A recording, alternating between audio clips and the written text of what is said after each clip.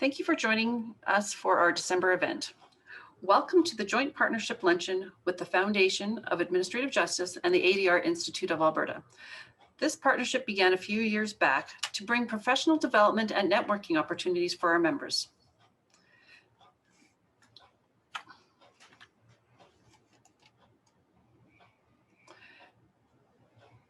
Before we start the event, I'd like to say a few important words.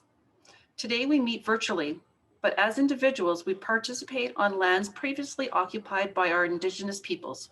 We are encouraged to remember their heritage and history, as well as the important contributions of many races and cultures in our shared history of settlement and immigration. We acknowledge with respect that we live, work, and play on lands often delineated by treaty or otherwise occupied by settlers. May we find new ways to live with respect on this land, moving into reconciliation as we journey forward together. My name is Karen Popoff. I am one of the executive directors at the Foundation of Administrative Justice. I share this role with Sherilyn Dennis.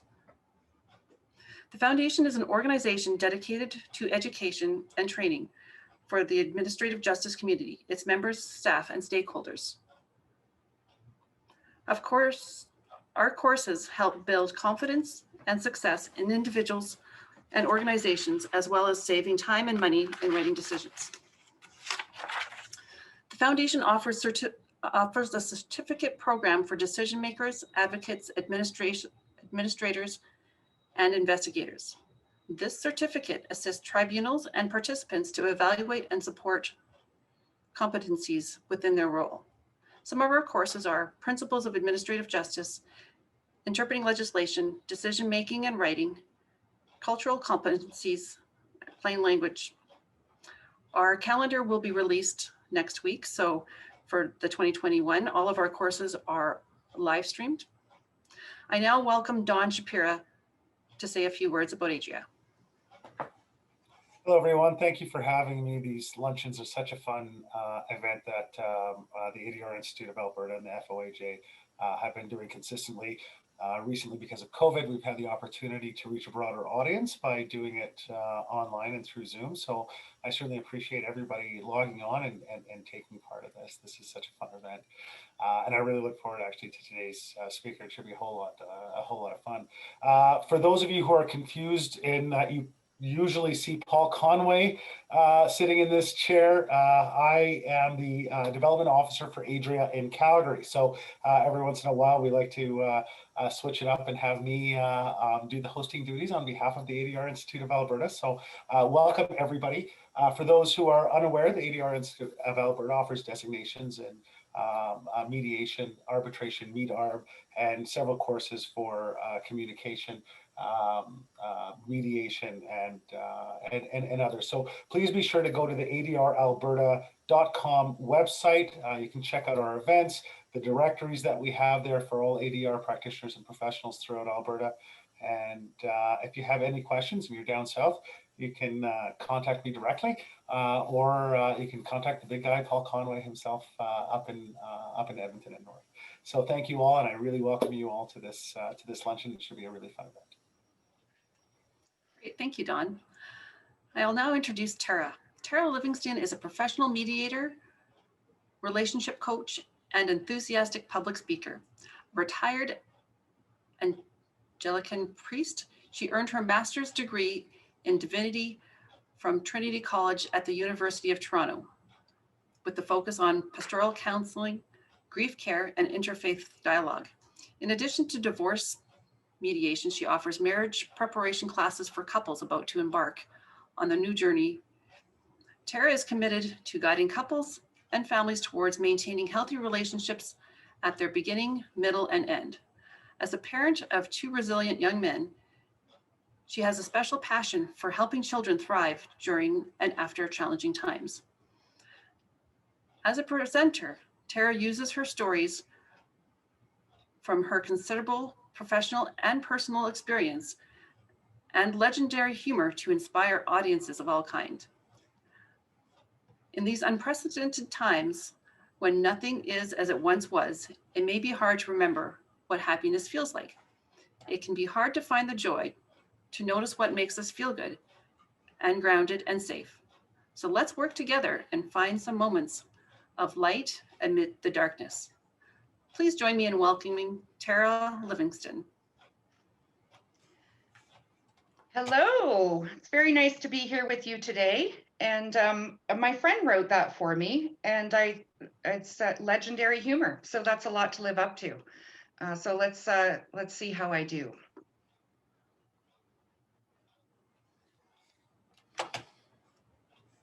Oh, I think you have the wrong.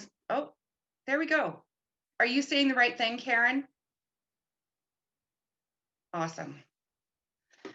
So I was excited to be contacted by Karen Popoff of Adric, and she asked if I could do a presentation for the Lunch and Learn on finding happiness.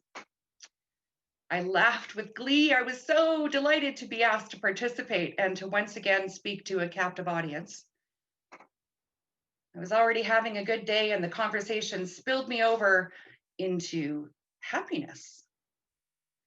We chatted about what I might talk about in general, and then in some specifics. And then I asked her how long I would be presenting for, and she said an hour. Bit of a history here. I'm a retired Anglican priest, and if I preached for anything over 12 minutes, my congregation would have gotten up and left en masse. And I felt the happiness begin to dissipate. And that is the history of how this webinar went from a title of Finding Happiness to Finding Happiness, or at least Moments of Joy.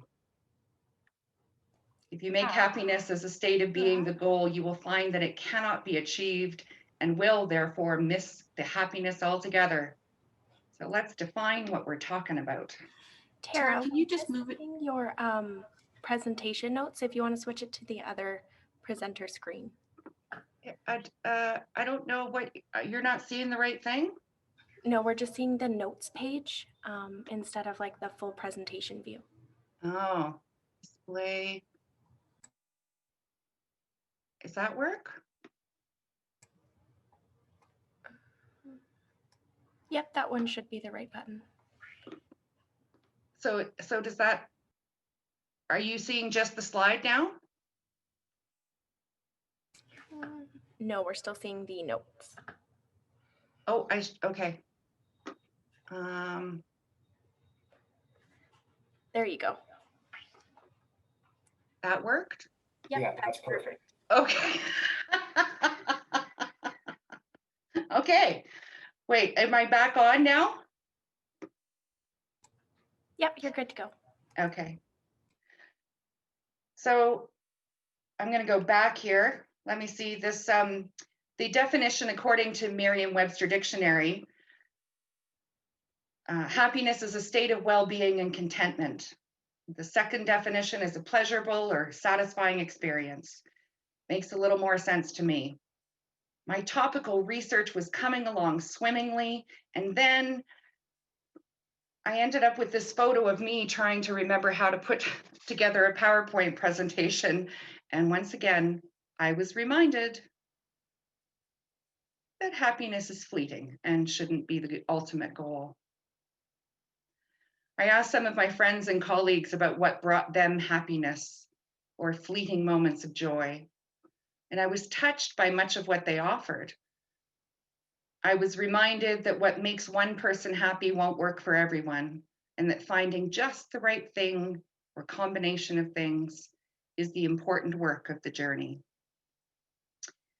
One friend, after I offered the thought of seeking to identify happiness rather than seek it as a way of being, shared this quote from the book called Maybe You Should Talk to Somebody by Lori Gottlieb.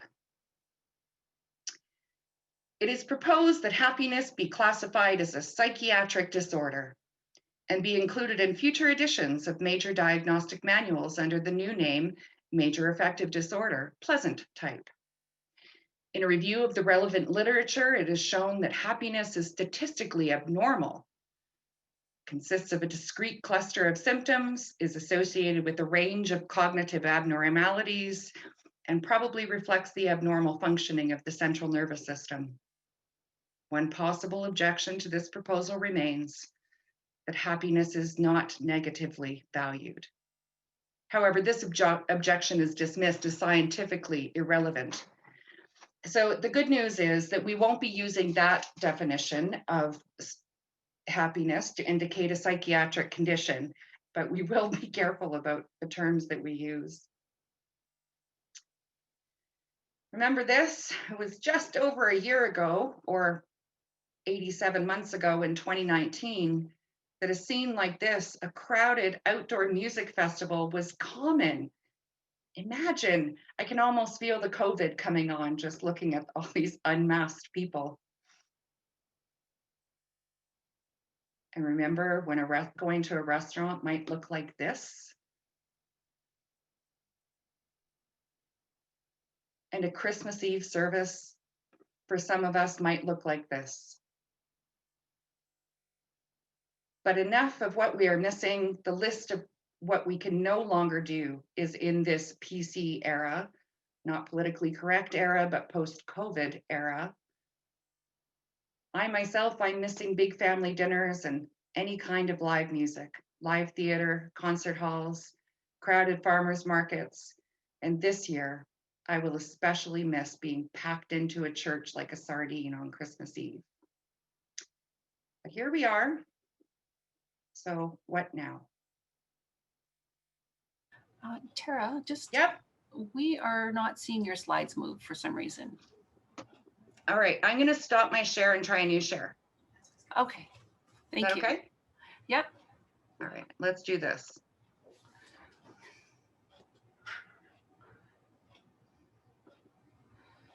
Are you on the we can't control one? Yes. Yeah. All right. Thank you. It's okay. Oh, every one of us here today has had to change our lives on a dime. And just as the news was coming out and we were beginning to realize how contagious this was, I presided at a wedding. It was likely one of the last big weddings here in Calgary as we went into shutdown 5 days after. I was scheduled to do 5 weddings over the summer, all of which had to be canceled or postponed, or they were pared down to just the couple, some witnesses, and a justice of the peace. I was heartbroken. I loved presiding at weddings, and I was so sad for the couples who had every detail worked out for their perfect day. I realized pretty quickly that I was grieving, that we are all grieving. And it can be hard to find happy or even notice moments of joy when you're grieving what has been lost.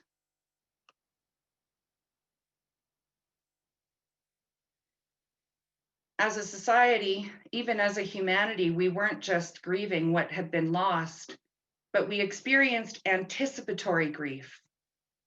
We grieved the loss of our plans, the vacation we had booked to Mexico, oh, the sun and the surf and the sand and the drinks.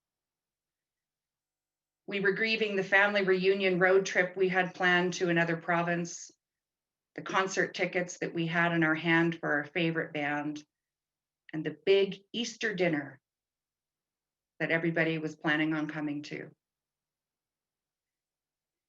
In those first dark days, I wandered around in a fog. Well, I didn't wander very far, but it seemed like a pause button had been pushed and that we had no way of knowing when the resume play button would ever appear again.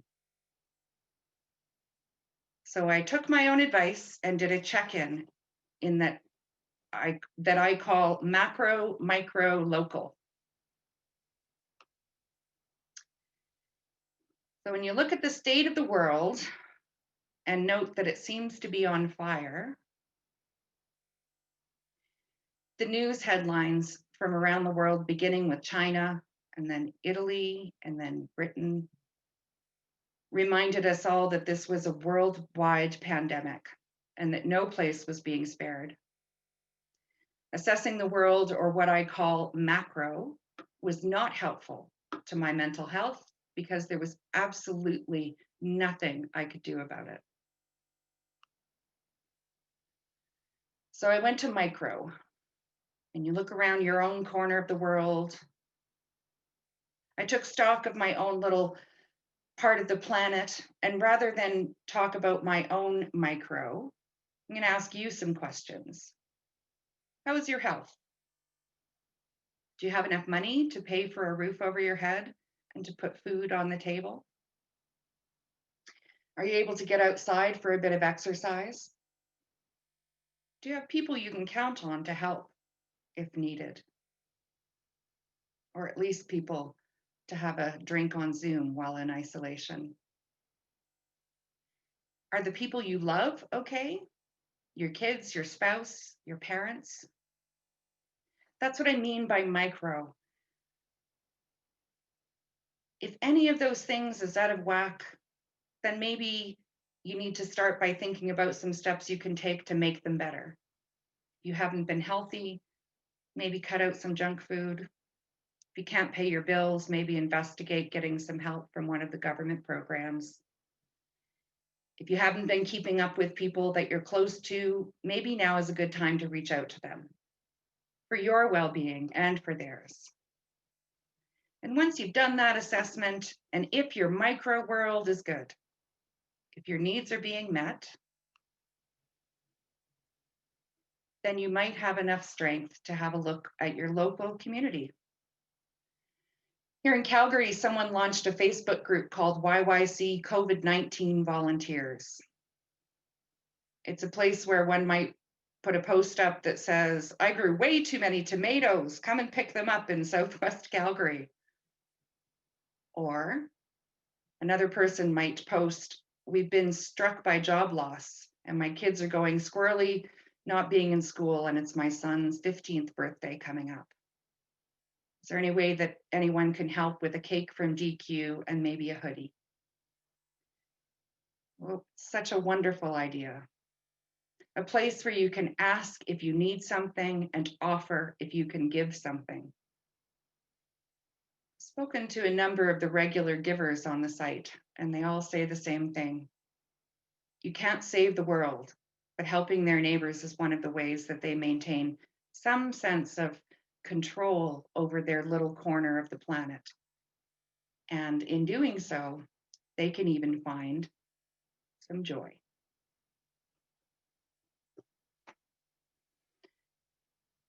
Do you remember at the beginning of all of this mess how grateful we all were?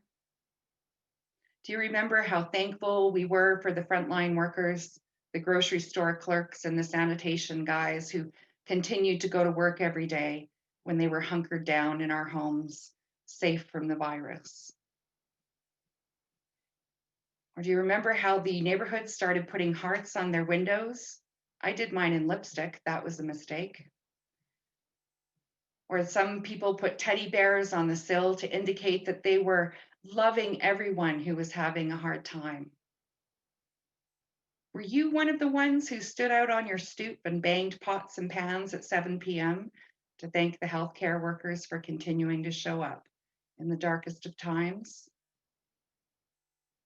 That happened in March and April. Why did we stop? There's something magical about living in gratitude, in being able to look around and being thankful for what you have and for what others do so that you don't have to. And for those who stand in the breach trying to keep us safe is one way that we can feel like we are all in this together. As someone said, we're all in the same storm. We're just not all in the same boat. So if you have a bigger boat, share with someone whose boat is a little rickety.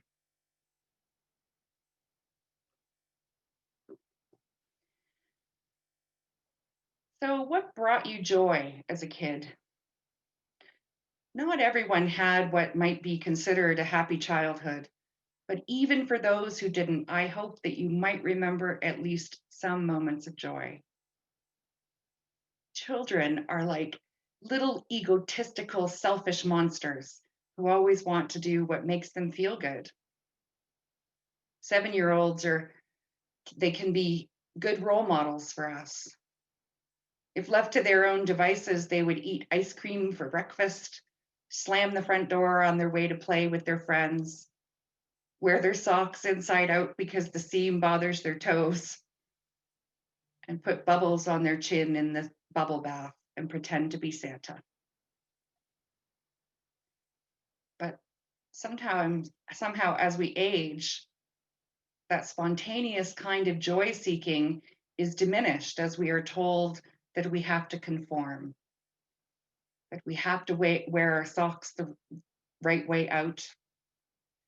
Such a shame, really. So when you were 7, what did you do for fun? I was a girly girl. I loved dresses, was obsessed with shoes. I paired my Barbie with my brother's G.I. Joe, and the two of them always lived happily ever after. I played games like Red Rover, and What Time Is It, Mr. Wolf? And our neighborhood games of hide and seek were epic and lasted for hours. I rode my bike, I walked through waterfalls, and I had very grown-up picnics with my friends. Sipping juice from plastic wine glasses was the most grown-up thing we could think of to do. When I was young, even 6 and 7 and 8, I would lose myself in books. I once lost myself in a book to the point where I remember waking up sure that I was leaving on a bus on a school trip to Washington, D.C. I was sure that my bags were packed and ready to go, and only once I got to the foot of my bed, I realized that it was the character Jenny who was going to Washington, D.C., and I would be remaining in my little house in Hamilton. When I was 7, I started writing that kind of corny poetry that folks like me who love language love to write. Rhymed every first and third, every second and fourth line. I tapped out the rhythm to make sure it was correct. I used to write out lists of words that rhymed with each other and then tried to fit them into a narrative. But even remembering these things from my childhood bring me happiness. So why did I stop? And why can't I start again? So what about you? Spend some time going down memory lane to find the things that used to bring you simple joy. Doesn't have to be expensive. As professionals, we tend to judge our worth by things that we've accomplished. Well, this is a good thing for our careers. It can really get in the way of letting loose. Whatever you create doesn't have to be good. It might be. But the point in this exercise of exploring your 7-year-old self and what made that 7-year-old happy and taking it up again, it isn't to accomplish anything. It is to immerse yourself in an activity that makes your heart sing. And if it's singing that does that, all the better. Sing like no one's listening.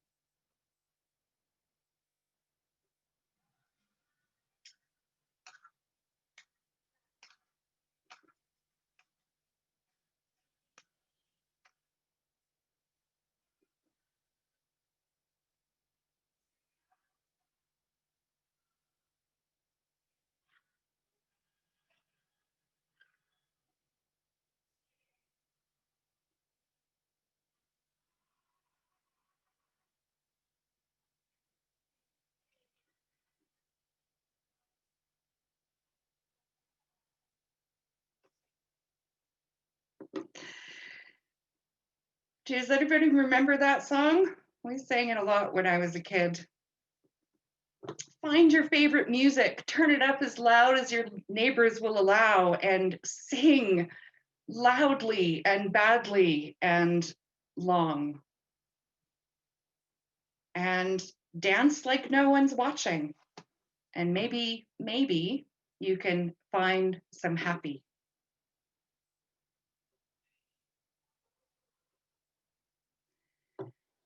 In her 2007 book, The How of Happiness, Positive psychology researcher Sonia Lubomirsky elaborates, describing happiness as the experience of joy, contentment, or positive well-being, combined with the sense that one's life is good, meaningful, and worthwhile.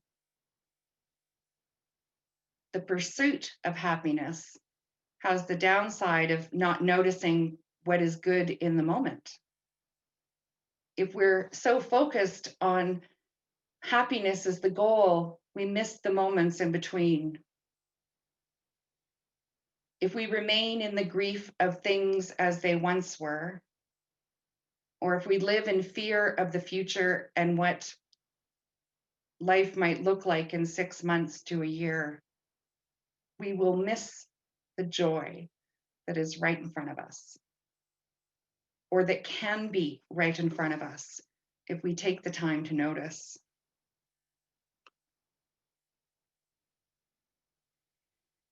So finding happiness or being able to notice things that bring us joy is not simply an intellectual exercise. So how can our bodies help? How can our bodies help us? Who knew? Seems that our bodies have given us some tools. Dopamine, also known as the feel-good hormone.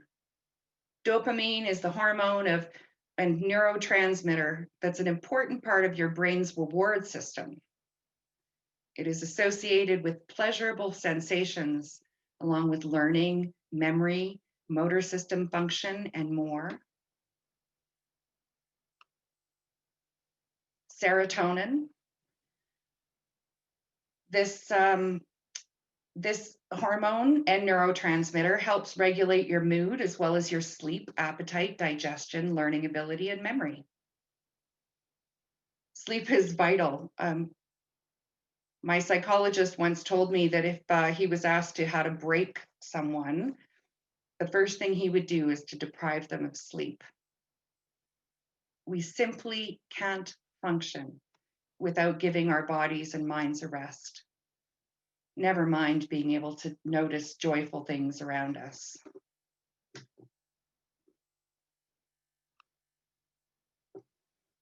Oxytocin. Now, if looking at this image makes you happy, then maybe you can look at getting a tattoo. I won't be doing that, but you do you. Oxytocin is often called the love hormone. Oxytocin is essential for childbirth, breastfeeding, and strong parent-child bonding. And it also helps to promote trust and empathy and bonding in relationships. And oxytocin levels generally increase with physical affection like kissing, cuddling, and sex. We will talk more about touching. We won't talk more about sex because this is a PG performance.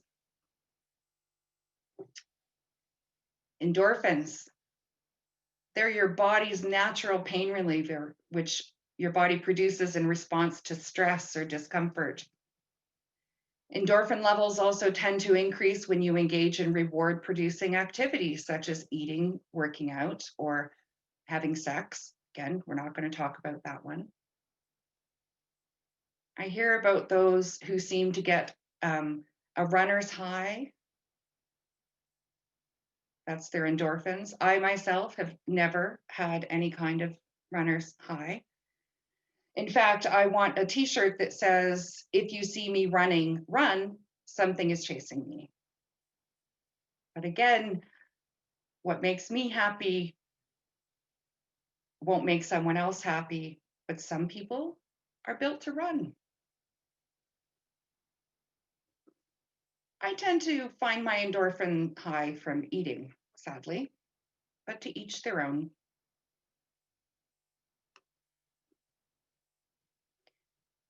Now, we've already talked about an exercise as a way to access these feel-good hormones.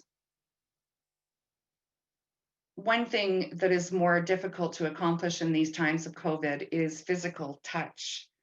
that skin to skin contact that allows these chemicals to be released throughout our bodies. This is why you hear nurses weeping at their inability to come in direct contact with patients who are infected. And it's because they understand the power of touch. I was known as a hugger when I worked in parish ministry. And that was because I was very aware that often I was the only person that had reached out to hug someone in their week. If you are lucky enough to live in a home with other people, with family members, remember that touching causes that strong feel-good release. So hug it out.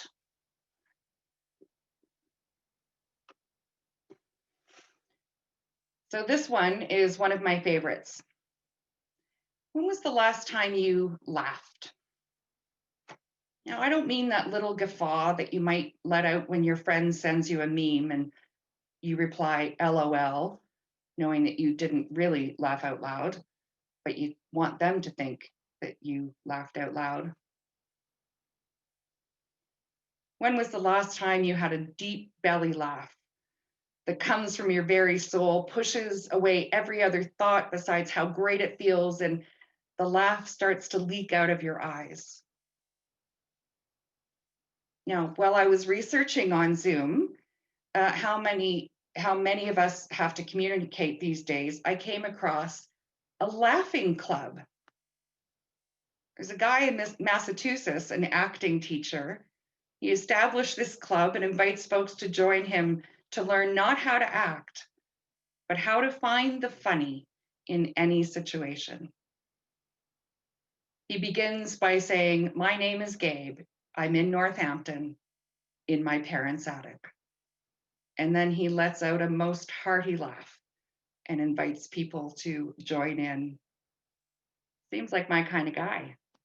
I can almost always find the funny. And truly, laughter is the best medicine. So in response to laughing, I was going through my a funny thing happened folder in my head, the little stories that I keep for a rainy day. And I was going to share some of them with you, but I realized that I have a slightly twisted sense of humor and I don't want to offend anyone, but I'm pretty sure I found one that is pretty safe. So my kids were about 8 and 9, and just as we drove past the police station, I noticed a cruiser pull in behind us. It was at that exact moment that I realized that I hadn't renewed the sticker on my license plate. Sure enough, as I pulled through the next intersection and the cop turned his flashing lights on, I calmly said to my children, "We're going to get pulled over by the police. Nothing to be scared about, just stay quiet and let mommy get her ticket and we'll be back on our way." I pulled into a parking lot, stopped and turned off the car, and as the police officer approached, I yelled that I had to open the door because the window wasn't working. And I opened the door and he stuck his head in and asked if I knew why he pulled us over. And I said yes. And just then from the back seat, my youngest son, Tyler, said, "But I'm too young to go to jail." I waited a beat. Thankfully, the cop started laughing, so I laughed, and then we were all laughing. Tyler was reassured that he wouldn't be taken away, and I graciously received my ticket, and all the while knowing that I could have had my car confiscated and towed, and it was very likely that my son who saved us. But even retelling that story brings me joy and just reminds me once again that laughter really can be the best medicine. So what stories do you have in your Rolodex, in your head? A funny thing happened to me today.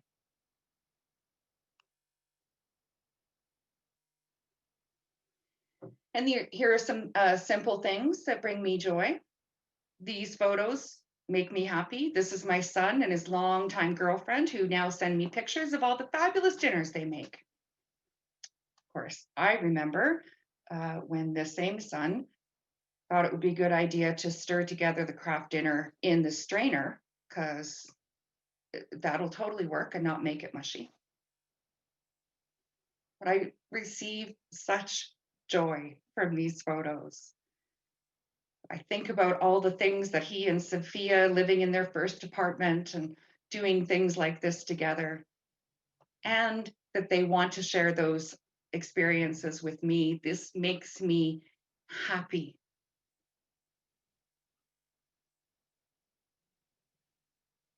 The simple things. My youngest son, Tyler, thought it would be a good idea to abandon his mama and move back across the country to Hamilton during COVID. I'm fine. It's okay. On Facebook Messenger or by phone, he and I talk about the books that he's read and what books are on his list of must reads. These titles that you see here bring me joy. I love that I have a son who loves to read as much as I do and who still wants to talk to his mama about them. Just as an aside, I was chatting with him last night on Zoom, as we do, and he's living with my stepson in Hamilton, who's a bit older. And Tyler leans into the camera and he says, "Mommy, you have to go shopping before I come home for Christmas. I need steak, I need ground beef, I need to eat bolognese sauce with ground beef. I have to have some sausages, maybe some ham. If we could cook a chicken, that'd be great. And I'm going to have eggs and bacon every morning for breakfast." He's living with a vegan. So I've been given my marching orders, and that brings me joy.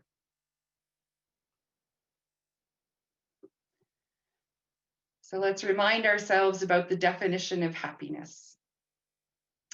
The experience of joy, contentment, or positive well-being, combined with a sense that one's life is good, meaningful, and worthwhile. Contentment. Check your micro world. Meaningful. Reach out to your community. If we wait for all of the stars to align, for all of the world to regain some sense of normalcy and safety, we might never be happy again. So ignore the headlines for a day or two. Let yourself live in the moment and take notice of the good things that are happening around you. And if there seem to be no good things happening around you, ask yourself how you can make some good things happen. Maybe you can find a laughing club. Maybe your friend you haven't talked to in a while would be just as excited to join you for a virtual social gathering as you are nervous about extending the invitation. This isn't a time to isolate, even though some of us are in isolation.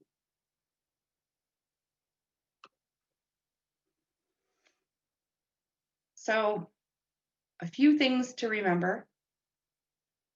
Just sing, or write poetry, or run a mile, or do a dance step walking down the street, or blow bubbles in the park. Dance like no one's watching. Set aside time to not accomplish anything. Set aside time to not dwell in the past or even worry about the future, but to simply be present in the moment. And reach out to friends.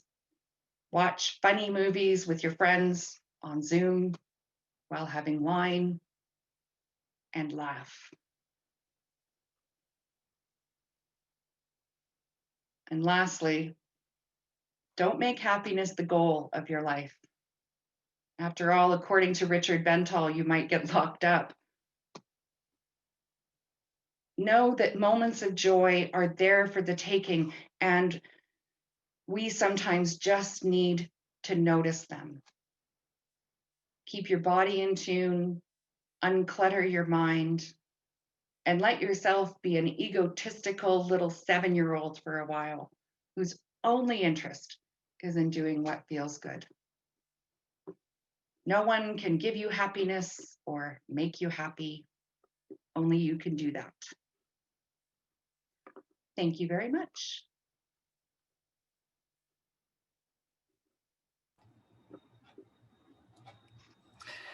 Wow, Tara, that was a great recap of what we have gone through in our world. Very kind of touching and kind of gotcha. I just recently heard who we were when we were a child and what we needed and what made us happy is what we needed and what made us happy as a teenager, as an adult. So I just want to say thank Yes. you. Yeah. I don't know why we stopped doing those things. I think it's because somehow society says that we're not supposed to anymore, and we get conformed, right? Mm-hmm. Absolutely. Thank you for sharing your stories and your resources. That was fantastic. If anyone has any questions, please just put them in the chat box and we will see if we can ask Tara for her thoughts. The other thing that I will ask people to do is if you can in one sentence tell me something that you're doing right now that brings you joy, that would be great. I would really appreciate that. The other thing I started doing again was crocheting. Because I had memories of my mother sitting with all of her, things of wool and bringing, crocheting these wonderful Afghans that I still have. I'm not as talented as my mother, and all I can see when I look at my completed creation are the mistakes, and it doesn't matter because it brought me joy. Well, I have a quick question for you, and to follow your rules, I'll tell you one quick thing that I do for joy. Is that Okay. over the past few months, so I gained my COVID-19 pounds for the first few months of COVID. Then I went on a fairly strict diet, and I lost it all. And now, it's Hanukkah, and we're allowed to have a lot of fried foods. We have a lot of it's delicious, and I'm definitely enjoy my latkes. Probably a little too much. I think it's supposed to be an even amount of sour cream and applesauce, but it's not. No. Yeah, it's very good. But the question I have for you, Tara, and I wanted to thank you very much for that presentation. It was very reflective, and I think that kind of goes to the question that I have, in the sense that you're really assigning a lot of physical actions to happiness, right? That we can create that from within ourselves, and it has to do with a lot with health. Where did you sort of what inspired you to believe that that connection between it? Because it seems like happiness is a lot more, I'd say, controllable possibly than some of the other emotions we have. So I wanted you to explore that a little bit. So, great question. So I'll make two comments. One of them is somehow when we get stuck in our brain likes routines. So it creates ruts. And if the rut that we're on in our brain is taking us on a downward spiral, right? That life is over and I'll never be able to see, we'll never get back to normal, those kinds of things. One of the ways that we can jam a stop into that merry-go-round that won't stop going is to do something physical and bring our bodies into it. And but the biggest theory comes from somebody told me this. Well, if I tell you how long ago, you'll know how old I am, but a long time ago, they said, sometimes if you smile, the act of smiling will bring you happiness. And I realized that it is because our body associates smiling with happy, with joy, it can start to kind of change your mood. And the other thing is, it's hard with masks on now, but it's great on Zoom. If you smile, people smile back at you, right? So if you smile, people smile back at you. And that, again, kind of leads to this, maybe things aren't so bad, right? So maybe that kind of joyful thing. But there's a definite mind-body connection. I'm not great at the body part. I have friends that in the beginning, they would text me and they'd say, when was the last time you've eaten? Because when I'm stressed, I stop eating, which is really not good. because I make up for it with the bag of chips. So I would have friends that were checking in on me, and that brought me joy that they were paying attention. So I'm just seeing in the chat thing, Zoom wine luncheons. That is such a great idea. My admin, I work for I'm a franchise owner with Fairway Divorce Solutions, and my admin and I, she's completely remote. I've never met her in person, but on Wednesday afternoons or Friday afternoons at 1, we wrap up our week with wine and go over all of our files and what we have to do for the next week. Oh, working from home so you don't have to go out in the cold and the dark. Bonus. It's so good. And the other thing is, somehow I'm noticing sunrises. Well, maybe just because I get up later, but the sunrises are glorious. And I can take the time to see them because I'm not rushing around trying to, put bra on or makeup or anything. So I have the time to be able to enjoy those moments. Wearing lots of bright colors and patterns. Oh, I wish I had them. I bought the best masks because I decided that I didn't want to wear a black mask, which is perfectly practical, but it didn't really express my personality. So I've got really fun patterns on my mask because I want to bring people joy when they look at me. Bright colors. I saw someone said that they were, one of the things that brings them joy is horseback riding. Oh gosh, I would love that. Horseback riding. I have an artificial hip and I rode a camel and I'm over it. But my younger, not bionic self would have really enjoyed doing horseback riding right now. And everything physical, absolutely. Yes, walking in the mountains. I mean, we live in this glorious place that's beautiful all seasons, and to be able to appreciate that. There's something magical. I do a lot of my creative work in Banff or Canmore. I have a friend that I go out and they let me use their place. And it's because I can breathe in that air and kind of sit in the majesty of that. And that can bring me joy. I see lots of people have used cooking and new recipes, food that brings them Right? joy.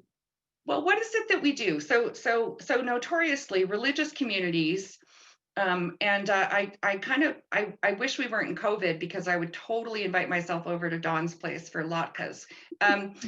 But religious communities, what are we known for doing? We always make a casserole, right? So we have potluck dinners and we feed each other. It's one of the ways that we show people compassion, that we care about them. We make them food. They come to our house, we offer them food. So we may not be able to do that in the same way, but my friends and I just started, because my friend's a really good cook and I'm pretty boring. And we're learning new recipes because I set up my computer in the corner of the kitchen and she sets hers up and we just run around the kitchen doing what we're doing, talking as if we're in the same room. Might be wine involved. But really learning how to cook in some new, we're doing ethnic dishes, so much fun, even if you can't share it. One other I've seen journaling, sketching, baking. Yeah. Yes, there's no accomplishment necessary. Happy hours with their friends. We like happy hours. Absolutely. That's right. Yeah, we like happy hours. But I'm just going to back up just for a moment. I just wanted to say, I wanted to clarify that it's okay if you're not happy. And if you dig deep down and you can't find happy. I think if we just pretend that everything's okay, while ignoring the signals that our body's giving us that we may be under too much stress, we may be losing too much sleep, we may not be getting enough rest to be able to kind of rejuvenate. If there are circumstances in your life that are extraordinary, that are really kind of pulling you down, then get help. It's a mental health thing. So look after yourself. That's why I say the micro world. If your micro world isn't okay, then pay attention to that.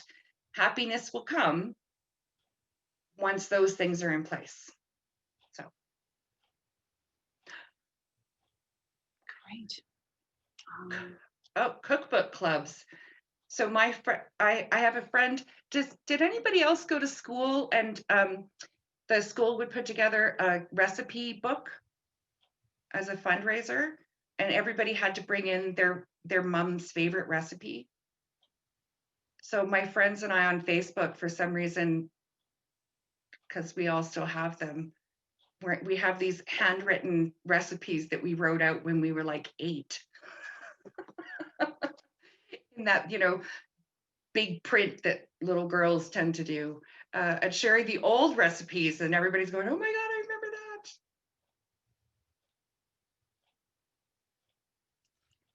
All right. Well, an organization I worked with once put together a cookbook for a fundraiser. Mhm. Right? Yeah, we should have the COVID. Oh, I really wish I wish that I'd taken a picture of this. I ordered something from Amazon. Didn't really know what I was ordering. Thought I was ordering things of wool to crochet. I was ordering things of wool to crochet. There was these little tiny things, and they were all different colors. So I just made all these little squares, and I'm tacking them together. And the name of the Afghan is going to be COVID and the Technicolor Afghan. Right? Right. Okay. I think the chat has slowed down. I don't know if there's any questions. I know. I think we're going to be launching a poll to see if our participants would like to be part of the Adria mailing list or the FOAJ mailing list. Great. Thank you very much for your time, Tara. So much fun. It was very fun, very topical for this time of year, and great to get to know you a little bit better. And some of your stories were fantastic. Thank you. I did go. I went with the least of possibly offensive stories that I could possibly come up with. I've got a great one about getting out of a speeding ticket using my clergy collar, but I think that by not telling us some of those stories, you left too much to our imagination, Terry. Really, I wanted, on behalf of the ADR Institute of Alberta, I really wanted to thank you. That was a great presentation. We had a wonderful time, or at least I did, listening to you. I know from the reactions we're getting from a lot of people, this was great. As a reminder that this session is recorded and will be sent to participants.